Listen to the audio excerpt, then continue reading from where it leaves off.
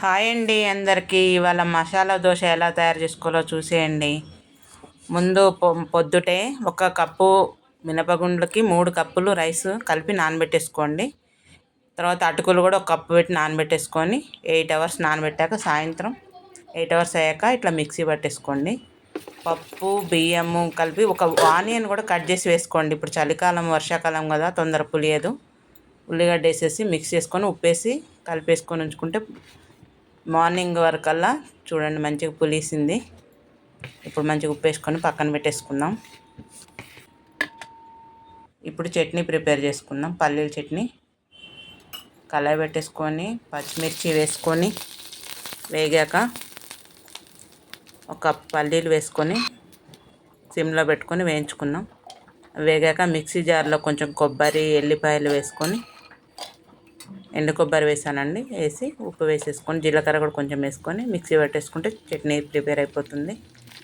ఇప్పుడు తాలింపు వేసుకుందాం. కళాయి పెట్టుకొని ఎండుమిర్చి, కరివేపాకు, శనగపప్పు, మినపగుండ్లు, ఆవాలు వేసేసుకొని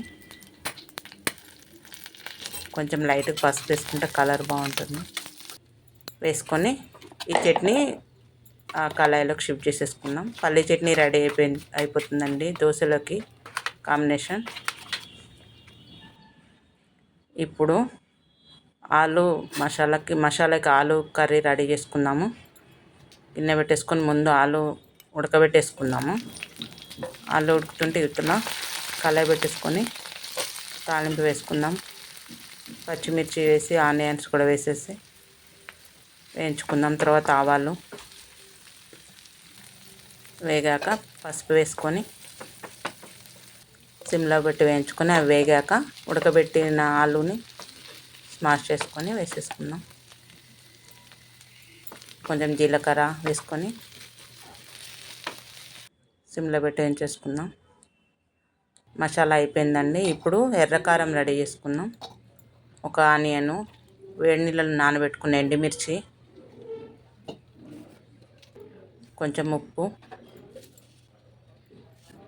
జీలకర్ర వేసేసుకుందాం.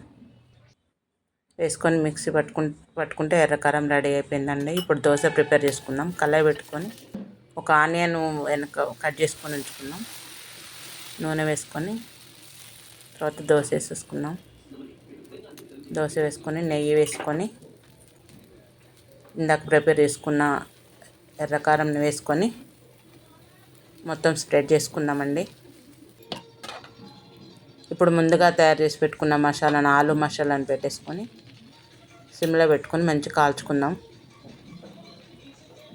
కొంచెం ఆనియన్ కూడా వేసుకుంటే బాగుంటుంది. ఇప్పుడు తనికేద్దాం.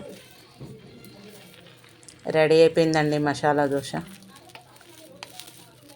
Very tasty masala dosa. మంచిగా కాలిందండి. ఆ కొలతలతో చేసుకుంటే దోశ మంచిగా వస్తుంది.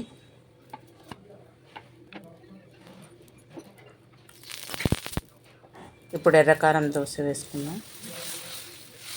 ఇప్పుడు వర్షాకాలం చలికాలం దోశ పిండి ఇప్పుడు లేదు కాబట్టి 1 ఆనియన్ వేసేసుకొని అట్లా మిక్స్ చేసుకుంటే మంచిగా పులుస్తుందండి. ఇంకో మసాలా దోశ వేసుకుందాం.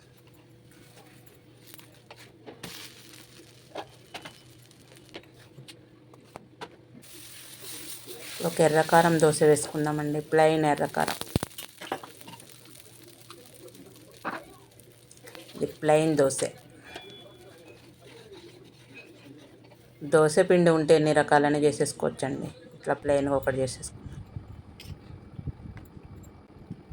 రెడీ అయిపోయిందండి ఎర్రకారం దోశ, మసాలా దోశ, ప్లెయిన్ దోశ.